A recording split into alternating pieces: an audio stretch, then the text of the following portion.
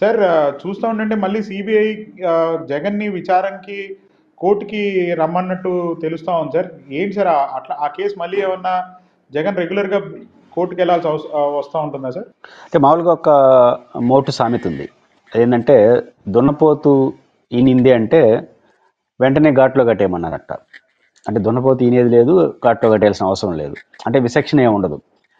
రేపు జగన్మోహన్ రెడ్డి గారు 14వ తారీఖున హాజరయ్యే వాయిదాకి కేసుకి జగన్మోహన్ రెడ్డి గారు రెగ్యులర్గా వెళ్ళడానికి ఎలాంటి సంబంధం లేదు. జగన్మోహన్ రెడ్డి గారు సిబిఐ కేసుల్లో బెయిల్ మీద ఉన్న మాట వాస్తవం. సిబిఐ కేసులో బెయిల్ మీద ఉన్న నేపథ్యంలో ఆయన విదేశీ పర్యటనకు వెళ్ళాలంటే ఖచ్చితంగా సిబిఐ కోర్టు పర్మిషన్ తీసుకుని వెళ్ళాలి. సిబిఐ కోర్టు పర్మిషన్ తీసుకొని వెళ్ళి ఇంగ్లాండ్కి పోయి తిరిగి వచ్చారు. సహజంగా విదేశాలకు వెళ్ళినప్పుడు కోర్టులు ఏం చెప్తాయంటే తిరిగి వచ్చినప్పుడు కోర్టుకు హాజరు కామని చెప్తారు. ఇది ఒక రొటీన్ ప్రాసెస్. కాబట్టి 14వ తారీఖున జగన్మోహన్ రెడ్డి గారు వాయిదాకు పోవాలి. దీన్ని ఎట్లా ఇంటర్ప్రిటేషన్ చేస్తున్నారంటే ఇంతకాలం పాటు జగన్మోహన్ రెడ్డి గారు వాయిదాలకు రెగ్యులర్ విచారణకు హాజరు కావట్లా, మినహాయింపులో ఉన్నాడు, సాధారణ మినహాయింపులో ఉన్నారు. కాబట్టి ఆ సాధారణ మినహాయింపు ముగిసిపోయినట్టు, తిరిగి జగన్మోహన్ రెడ్డి గారు కోర్టుకు హాజరు కావాల్సిన పరిస్థితి వచ్చినట్టు, ఇంకా రేపటి నుంచి విచారణ వేగవంతమైనట్టు, ఇంకా కేసు ఏదో అయిపోతున్నట్టు, ఇంకా బెయిల్ అన్నీ మాట్లాడేస్తున్నారు. ఇవన్నీ శుద్ధ తప్పు. జగన్మోహన్ రెడ్డి గారు సిబిఐ కేసుల్లో సాధారణ మినహాయింపులో ఉన్నారు. అది ముఖ్యమంత్రి హోదాలో వచ్చిన మినహాయింపు కూడా కాదు, ఒక సాంకేతిక పరమైంది. కారణం ఏంటంటే జగన్మోహన్ రెడ్డి గారి మీద ఏదైతే సిబిఐ అలిగేషన్స్ ఉన్నాయో దానిపైన ఆయన సిబిఐ కోర్టు సవాల్ చేశాడు. ఏం సవాలు? నా పైన ఏదైతే నేరం మోపబడిందో ఆ కేసు విచారణ అర్హత లేనిగా ప్రకటించమని సో రీజన్స్తో ఆయన కోర్టులో పిటిషన్ వేశారు. దాన్నే డిశ్చార్జ్ పిటిషన్ అంటారు. అంటే కోర్టును కొట్టేమని, కేసుకి విచారణ అర్హత లేదని.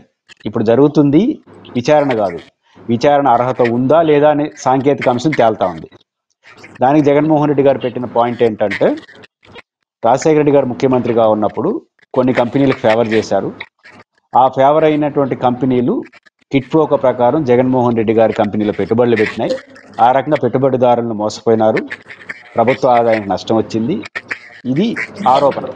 కానీ కాంగ్రెస్ ప్రభుత్వమే ఉమ్మడి రాష్ట్రంలో ఉన్నప్పుడు హైకోర్టులో పిటిషన్ వేసింది, సిబిఐ కోర్టులో. ఆ పిటిషన్ యొక్క సారాంశం ఏంటంటే ప్రభుత్వం జారీ చేసిన జీవోలన్నీ చట్టబద్ధమని, ఆ జీవోల కారణంగా ప్రభుత్వ ఆస్తికి ఎలాంటి నష్టం జరగలేదని, ఎలాంటి ఇల్లీగాలిటీస్ లేవని, ఇది పారిశ్రామికవేత్తలను ప్రోత్సహించే ప్రక్రియలో భాగమని వాళ్ళు పిటిషన్ వేశారు. దాంతో ఐఏఎస్ ఆఫీసర్లు ఈ కేసులో ఉండేవాళ్ళు డిశ్చార్జ్ పిటిషన్ వేశారు. ఏమని? ప్రభుత్వ జీవోలే కరెక్ట్ అయినప్పుడు ఆ జీవోలు జారీ చేసిన మేమైతే తప్పు అవుతాను వాళ్ళు వేశారు. వాళ్ళు చాలా మంది డిశ్చార్జ్ అయినారు. తర్వాత పారిశ్రామికవేత్తలు పెట్టుబడులు ఎవరైతే జగన్ కంపెనీలో పెట్టారో కంపెనీల్లో వాళ్ళు ఏం పిటిషన్ వేశారంటే మేము ఇష్టపూర్వకంగా షేర్లు కొన్నాము, లాభాలకు అమ్ముకున్నాము. అంటే జీవోలు కరెక్టు, ఐఏఎస్లు కరెక్టు, ప్రభుత్వానికి నష్టం జరగలేదు, పెట్టుబడిదారులు ఇష్టపూర్వకంగా పెట్టుబడి పెట్టారు. కాబట్టి నా పైన నేరం ఏదైతే అది నేరం అంగీకారం కాదు కాబట్టి డిశ్చార్జ్ చేయడం జగన్ పిటిషన్ వేశాడు. ఇప్పుడు సిబిఐ ఏం చేయాలి? విచారణ అర్హతను నిరూపించుకోవాలి. ఈ టైం అనేది సాంకేతికమైన అంశం కాబట్టి జగన్ గారి తరఫున ఆయన లాయర్ హాజరవుతున్నాడు, ఆయన మినహాయింపించారు. అది కొనసాగుతుంది. ఈ డిశ్చార్జ్ పిటిషన్ విషయం తేలేంత వరకు జగన్ గారికి సాధారణ మినహాయింపులు ఉంటాయి. ఇప్పుడు వచ్చింది విదేశీ పర్యటనకు వెళ్ళిన కారణంగా, విదేశీ పర్యటన తిరిగి వచ్చారు కాబట్టి కోర్టు ముందు హాజరు కమ్మన్నారు 14వ తారీఖున. జగన్మోహన్ రెడ్డి గారు హాజరు నుంచి కూడా మినహాయింపు అడిగాడు. ఇది ప్రతి వ్యక్తికి ఉన్న హక్కు, దాన్ని కోర్టు అంగీకరించవచ్చు. ఆయన ఏం చెప్పినాడు? ఇది అనవసరమైన డిస్టర్బెన్స్, నేను వచ్చేస్తున్నాను, వాటి మినహాయింపు ఇవ్వండి, లేదా వీడియో కాన్ఫరెన్స్ వస్తాను మినహాయింపు ఇవ్వండి, లేదు మీరు రమ్మంటే వస్తాను అన్నాడు. కాబట్టి ఇది సాధారణ విషయం, కోర్టు రమ్మని చెప్పింది, వెళ్తాడు వస్తాడు, ఆడికి అయిపోతుంది ఆ సబ్జెక్ట్. విదేశీ పర్యటన కారణంగా వచ్చినటువంటి హాజరు అనేది అయిపోతుంది. తర్వాత రెగ్యులర్ మినహాయింపు అట్లే ఉంటుంది. డిశ్చార్జ్ పిటిషన్ తేలిన తర్వాత జగన్ గారు ట్రయల్స్ అవుతాయి.